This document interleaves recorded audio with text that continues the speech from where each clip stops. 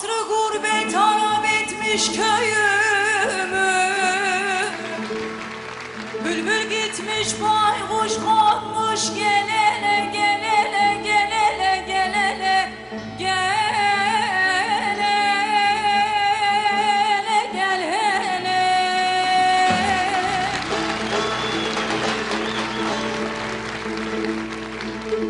Ben alayım ben paşayım diyenler kapıları kilitlemişler, gel hele gel hele gel hele gel hele gel hele gel hele. Ben ağayım ben paşayım diyenler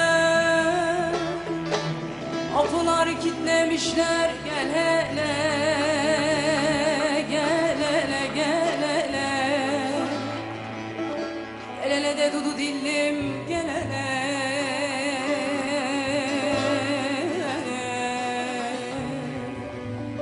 Gel hele de ben öldüm